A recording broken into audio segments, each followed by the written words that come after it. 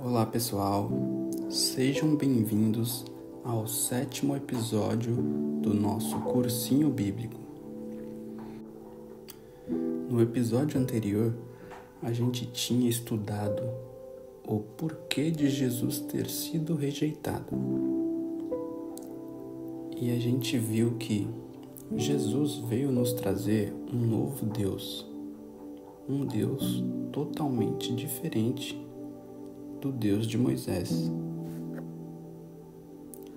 E hoje a gente vai comparar esses dois deuses, porque muita gente acha que o mesmo Deus de Moisés é o Deus de Jesus. Então, como que a gente faz para descobrir se são ou não o mesmo Deus? Lá em João 8:32, diz o seguinte: E conhecereis a verdade, e a verdade vos libertará. Quando não conhecemos a verdade, somos facilmente enganados. É como se alguém te oferecesse um produto falsificado, dizendo que é o original. Mas só que você nunca viu o produto original. Então, você não conhece e você pode sim comprar esse produto falsificado achando que é o original.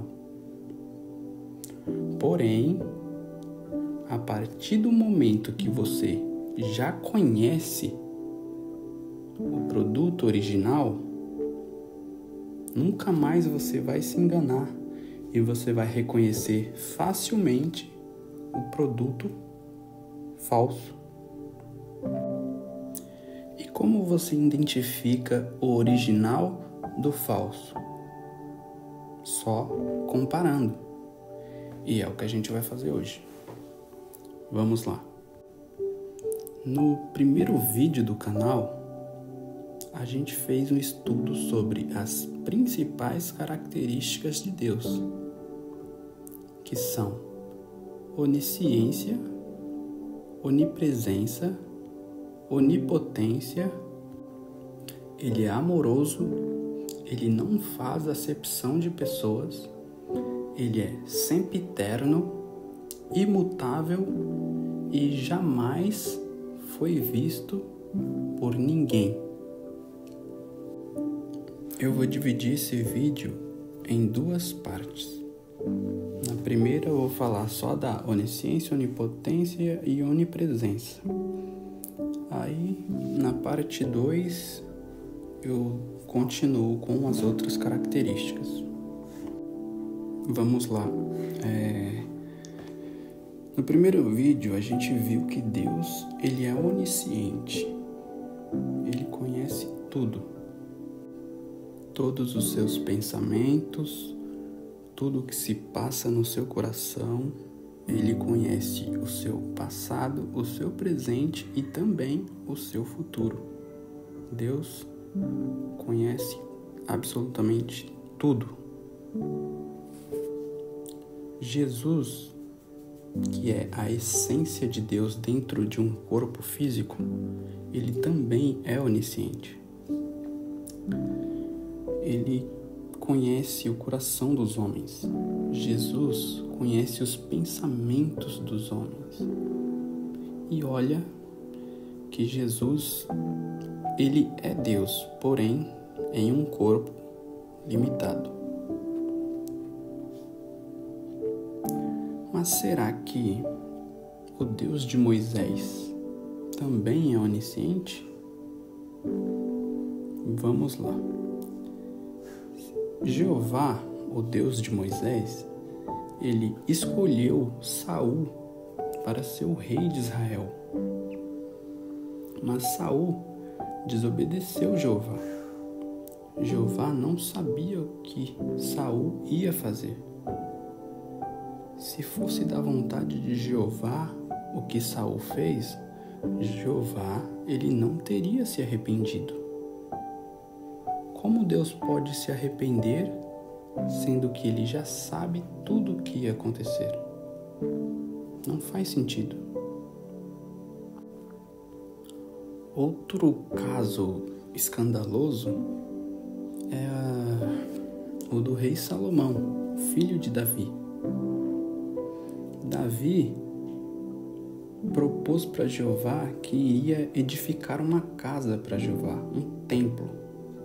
Porém, Jeová não permitiu, alegando que Davi tinha derramado muito sangue. Jeová falou a Davi dizendo: Eis que o filho que de ti nascer será homem de repouso, porque repouso lhe hei de dar de todos os seus inimigos em redor. Portanto, Salomão será o seu nome, e ele me será por filho, e eu a ele por pai. E confirmarei o trono do seu reino para sempre. Porém, paz Salomão e nem Israel tiveram, do jeito que Jeová falou que teriam, pois ele não conhecia o futuro, pois ele não é onisciente e nem onipresente. Jeová deu o nome de Salomão e o amou desde o ventre. E tendo certeza de que Salomão seria um rei maior que Davi, ele deu a Salomão a sabedoria divina e ainda prometeu confirmar o reino nas mãos de Salomão eternamente. Porém, saiu tudo ao contrário. Salomão, ele usou a sua sabedoria que ele recebeu de Jeová, para saquear o povo. Além disso, Salomão era sensual, ele era libertino. Ele se uniu a todas as mulheres. Ao todo, foram 1000 mulheres: moabitas, amonitas, edonitas, sidonitas e etéias, além da filha de Faraó. Todas essas mulheres eram mulheres proibidas por Jeová. E, além disso, Salomão, ele foi corrompido pelas mulheres e se afastou da fé de Jeová. Para vocês terem uma ideia, Salomão, ele até começou a adorar outros deuses. Ele construiu até estátuas para esses deuses. Sendo assim, Jeová ficou indignado, pois o coração de Salomão não era igual ao de Davi. Então, como castigo, ele dividiu em 2, acabando assim o reino de Israel. Isso comprova que Jeová não sabia do futuro. Ele não sabia o que ia acontecer. Ele imaginava que Salomão seria como Davi, que ele teria um coração como o de Davi. Mas saiu tudo ao contrário. Em outra passagem, Jeová ele aparece para Abraão e fez referência à corrupção de Sodoma e Gomorra e disse-lhe: descerei agora e verei se com efeito tem praticado segundo este clamor que é vindo até mim, e se não, sabê-lo-ei. Ou seja, Jeová confessa de maneira escancarada que queria saber a verdade. E para tanto, tinha que descer até o local. Ou seja, nesse trecho, a gente consegue perceber que ele não é onisciente e nem onipresente, pois ele não sabia a verdade e para conferir, para fiscalizar, ele tinha que descer naquele local.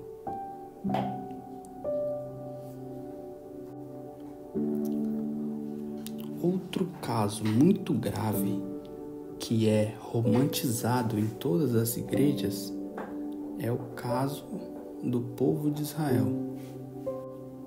Este povo, ele estava cativo lá no Egito, sob o jugo de ferro. Jeová enviou Moisés a Faraó com a seguinte mensagem: assim diz Jeová, Israel é meu filho, meu primogênito. Com grandes e poderosas pragas, Jeová tirou o seu primogênito do Egito, para levá-la a uma terra de liberdade e fartura, de ribeiros d'água, de trigo e cevada, e de vides e figueiras e romeiras, terra de oliveiras, onde abundam azeite e mel. Mas Jeová não conhecia o coração do seu primogênito, pois ele não é onisciente. Então ele oprimiu o povo para saber o que ele não sabia. O texto diz assim: e te lembrarás de todo o teu caminho, pelo qual Jeová teu Deus te guiou no deserto estes 40 anos, para te humilhar e te tentar, para saber o que estava no seu coração, se guardarias os mandamentos ou não. Ou seja, ele tirou o povo do Egito porque estava sofrendo lá e prometeu uma terra sagrada e chamou o primeiro povo de primogênito. Porém, depois ele matou esse próprio primogênito no deserto. Jeová matou todos. Eram quase 1 milhão de pessoas, ou até mais. Mas somente 2 se salvaram. Vocês têm noção disso? O povo não para perceber o quão perverso Jeová era. Ele era assassino. Ele era homicida. Outra passagem bem conhecida, que também é bem romantizada nas igrejas, é o caso do sacrifício de Abraão. Jeová provou Abraão quando lhe disse: sacrifica a mim o teu filho Isaque. A história foi assim: toma agora o teu filho, o teu único filho, a quem amas, e vai à terra de Moriá, e oferece-o em holocausto sobre uma das montanhas que eu te direi.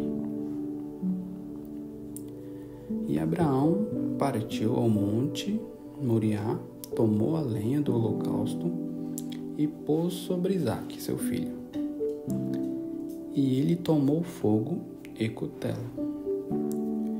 E Isaque falou a Abraão, seu pai, dizendo: Pai, o fogo e a lenha para o holocausto estão aqui. Mas aonde está o cordeiro para o holocausto? E disse Abraão: Jeová proverá para si o cordeiro. Coitado de Isaque, ele nem imaginava que ele era o cordeiro. Enfim, continuando.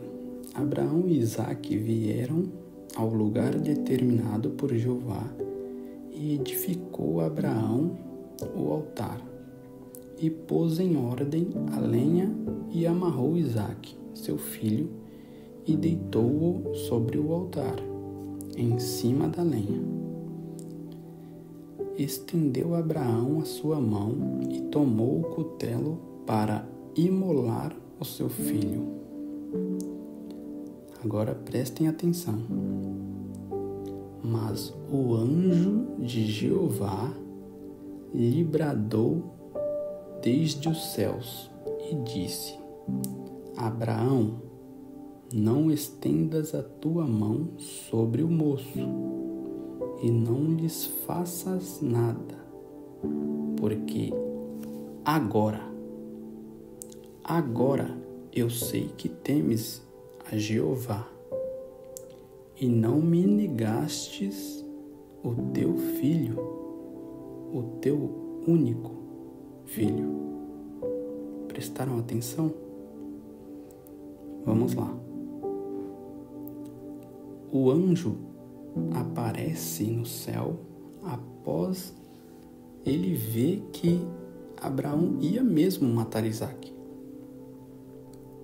Porém, quando o anjo viu que Abraão ia mesmo matar o seu próprio filho, porque o seu Deus pediu, ele falou: agora eu sei que temes Jeová, porque não sabia.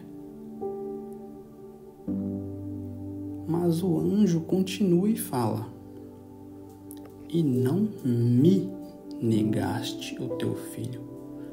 Pera, quem apareceu? Foi o anjo ou foi Jeová? Porque ele fala: não me negastes o teu filho, sendo que quem pediu aprovação foi Jeová. Mas agora parece que quem pediu aprovação foi um anjo.